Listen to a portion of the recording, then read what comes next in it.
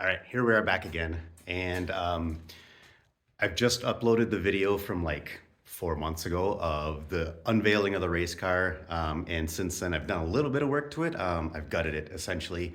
And that's all that has happened. Only because we have been in the process of a move and a remodel on the house we're moving into and getting the new shop organized and all of that fun stuff. So, before I move this thing to the new shop, I just wanted to do a quick little walk around to kind of give everybody a heads up on where we are with the car. Really, all that's happened is I've gutted the interior and, kind of gone through to figure out parts that are needed, what we can get rid of, things like that. So let's turn you around here. And yeah, I mean, front bumper cover's off. Obviously, there's still no engine in it. Headlights are gone, things like that. Found a couple tears in the bottom of the bumper cover, minor stuff, but that is stuff that I'll need to address. And still need to get like the ABS stuff out of there because we're not using that.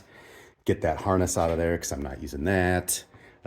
AC box, get that brake booster and master cylinder out of there because I'm not using those, stuff like that. I did make a decision on wheels and tires.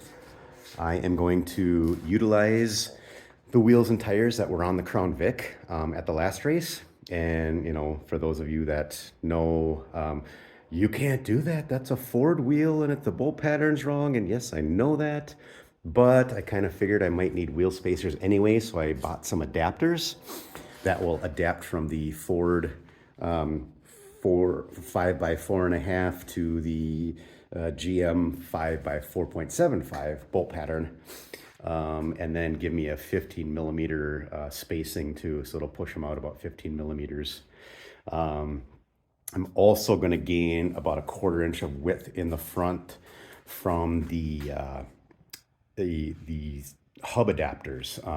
So I found a guy that makes hub adapters that will allow me to use the C7 Corvette hubs, which means then I can move to the SKF X-Tracker hubs, which are, number one, they're cheaper than these, the OE style hubs for these F-bodies, which are notorious for not lasting very long. So that's going to give me a big advantage in terms of reliability there.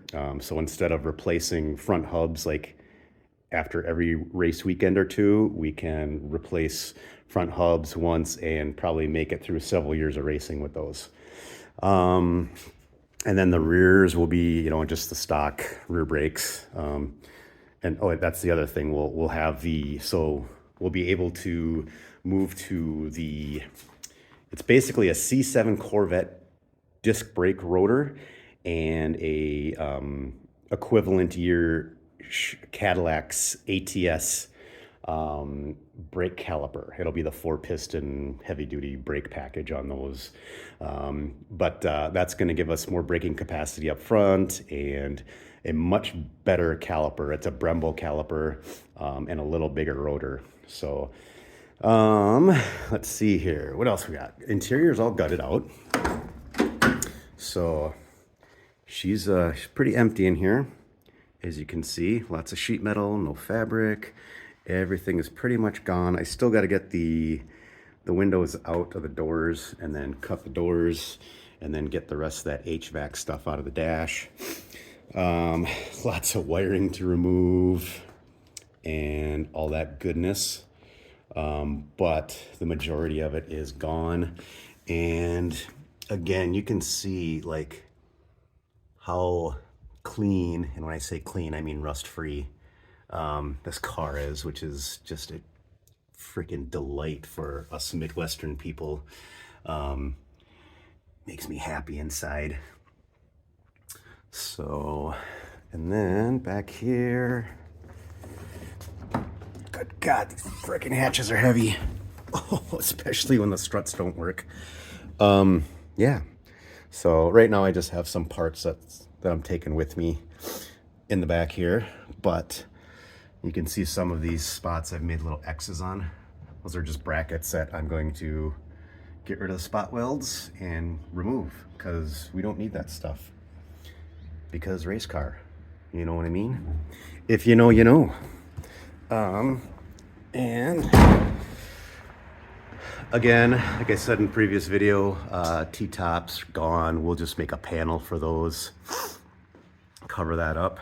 I haven't decided yet if I want to do one big panel or 2 individual panels. I might try 2 individual panels, and yeah, I don't know. We'll see. Someone else recently made a aluminum panel for theirs, and it worked, and it perfectly functional. But I know he struggled with the curvature on the top here, and it created some wrinkles and whatnot in the aluminum panel. So I want to try to avoid that if I can. If I can, it's not the end of the world, but I want to try to avoid that if I can. What else? I mean, yeah, still got the busted taillight, whatever, race car. And, you know, that's some of the big stuff, really. We will see how much I need to adjust the trans tunnel or make it bigger or whatever once we go to fitting the 6L90 trans in there. Because, like I said, it's going to be the same drivetrain that was in the Crown Vic. So the wee little 4.8, there she is. You know, I painted this thing up before it went in the Crown Vic, and it was beautiful and white and clean, and literally after like a half a race, this thing looks disgusting and filthy, and the paint is like yellowed in spots, and yeah, well, it is what it is. I do have, let's see, I've got to get an underdrive pulley for the crank so I can slow the accessories down and we don't eat the power steering pump again, since that was one of our failures at the last race. I've also got a kit.